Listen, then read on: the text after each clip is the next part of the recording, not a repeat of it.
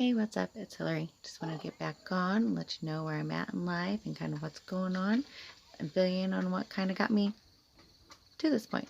Okay? Okay. So, little fun facts. This is my house. Some things I'm doing. Now, to get a little deeper, I told you how I got myself to this point to come up with this idea. Okay? Um, this past year has been the most life-changing year of my entire life. I guess just to end the demise of a really just torturous relationship.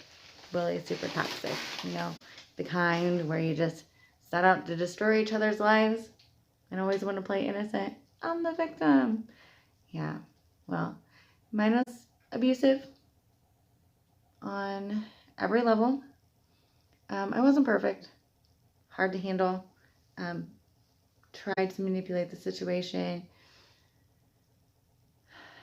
Just, it's so easy to put, okay, I was saying it's so easy to put the blame on the other person. You're hurting. They did it. It's their fault. It's really rare until it's too late that we take a look at ourselves and how we're affecting this person and how maybe some of their character defaults that we can't stand are traits that we find in ourselves, and that's maybe why we hate them the most or avoid them, or I don't know. I think I loved them the best I could, but I question a lot. Anyways, I completely destroyed my financial future in that relationship, giving and giving and giving and giving and having it be never enough. I was never pretty enough. I didn't work enough, and then I worked too much, and then I was too fat, then I was too skinny, and then I drank too much, and then I was boring because I quit drinking. Yes, last summer I went to rehab because I thought all the abuse was stemming from me being a drunk. So after taking the summer off work and spending 2 months in a different state across country, it didn't take me but maybe 3 weeks to get back home and to realize that I was sick by something completely different. This man, this relationship, it was dragging me down. I couldn't win. I was like beating my head up against the wall. He made rules for the relationship, but they were only rules for me. He wouldn't express any amount of kindness or remorse. When I tried to be insightful or deep, I would say things, and when I said them, they were stupid or retarded and, didn't pertain to me in that moment. But then a couple of weeks later, when it was his turn to need remorse, he'd regurgitate exactly what I said and would want a pat on the back. Wow, you're smart. It was driving me crazy. All right. Well, at this point, it's been 7 years of this, kind of to the point where it's time to get out. We need to go our separate ways. I could share with you all the details on the stories, but I'm going to spare that and just, jump right to the end. His habits became my habits. He acted out, and you know how misery loves company. He couldn't be down on his own. He lost his job. Soon after, I lose my job. He ends up going to jail. I don't. Not yet. Shouldn't. I'm trying to live a better life, folks. And money just wasn't there anymore. I would go out and try to get jobs, but I had recently wrecked my car, put it in a ditch. All right, so I put my car in a ditch. It was paid off. And somehow I lapsed my car insurance at that point, so there was no getting it back, no payback for me. My parents pretty much gave me that car, so no help from them. And after 7 years of this type of relationship, I didn't know who my own friends were. Like I'd only known him, fighting with him, messaging him, defending myself, proving myself, jumping through loop after loop after loop to realize I've been doing 7 years of explaining myself that I'm okay, defending the fact that I'm good, that I deserve respect or honesty or to be treated well or hugged. I deserved hugged, whether I'm crying or angry. If you, I knew that I deserved hugged, whether the other person on the other end understood what I was feeling, those negative emotions or not. Like, I'm hurt, hug me. He always would hit me, hold me down, cover my mouth, and say, you can't force somebody to do something they don't want to do. I'm not going to hug you, but you need to shut the fuck up.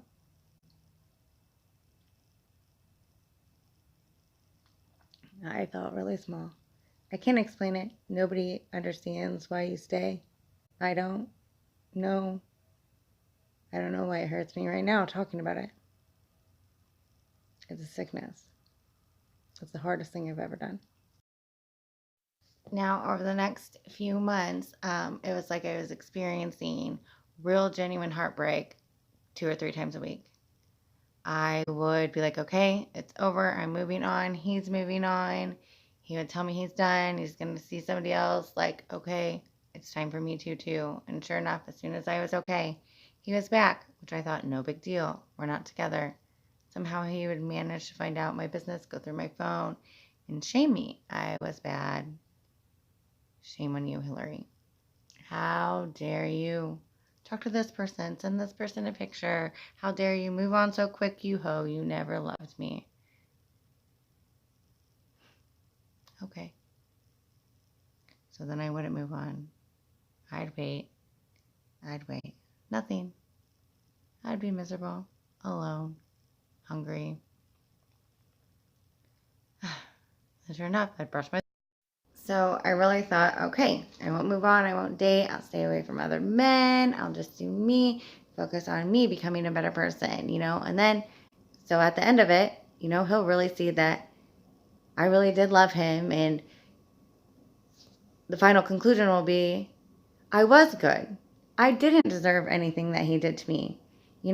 He'd see it. Like, I was okay. Do you see it now? I'm okay. Well, not like it surprised me, but that didn't work either. Every little thing was, right back to that. A reason to think that I was lying or covering it up, or that I was just still bad. So I just got to the point where I tried so hard and kept trying to find different ways to evolve, to shape, shift, and form and fit into this box that I kept thinking that he wanted, that he kept saying that he needed. And, I'd finally think I would get there into this mold, and no. I was exhausted. So exhausted and so, reluctant to have anything to do with other men. Like, now that I'm reintroducing myself to that and trying to build relationships with them, I'm awful. I was awful to them. I had been trained and conditioned to associate contact and relationships with other men, even if they're platonic and completely innocent, with punishment, with it making me bad, with fear. I was being rude and ungrateful to men who never hurt me because of the man who did hurt me. And that wasn't fair. So I took a long look in the mirror, started to love myself, starting to do my affirmations every morning. At rehab, I had a bracelet and 5 beads on it, and every morning I would tell myself one good thing: I am worth it. I am worthy of love. I am brave. I'm not weak. Just kind of trying to... So through this, there are some people that stuck around who understood, most everybody didn't. That's okay. And I found something that really made me feel better, and that was making other people feel better. Other people who felt taboo or nobody would understand, reaching out to them, just offering my kindness, my support, my understanding. got me taken advantage of a lot. During this process, I opened up my home to people, that didn't really have anywhere else to go. I was robbed. Somebody stole all my tools and replaced them with 14 flat-headed screwdrivers. Somebody shit in my bathtub. Okay. All right. Well, through this process, met some good, met some bad, but I met my friend, Brittany, who she's beautiful, and she reminds me a lot of me when I was that age, a decade ago, back when the light of potential shined through and radiated through my thigh gap, back when your metabolism was good. Not anymore. Okay, so I was really tired of being told what to do. I was out of my boundaries. I didn't want to be confined. I finally felt pretty again.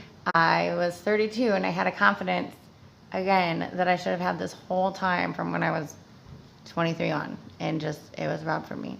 So it's like, what can we do that will take in my need to provide a better quality of life, to be helpful, and also, recognize the fact that I am pretty, I am beautiful, and there's nothing to be ashamed about that. Like, nothing. So we just got to brainstorming, and so that's how My Way Mates got started. Not necessarily as sultry as you would have originally thought. We just want to make sure that you guys are feeling good about you. We want you to feel good and confident in your everyday life. So we're here to help, to fill in where you need us, whether that's a cooked meal, cleaning, a support system. We're here, all right? And sometimes building self-esteem and building self-worth comes from being able to explore a little bit of your fantasy side of things. And we're here for that too, okay? With no shame, completely respectable, all right? Just so you know, under Indiana law, solicitation of any other services, illegal or in reference to prostitution, is a $3,000 fine. Please let's not cross that line. Let's be friends. Follow the instructions to book an appointment, okay? And let your way become my way, and let me help you out, all right?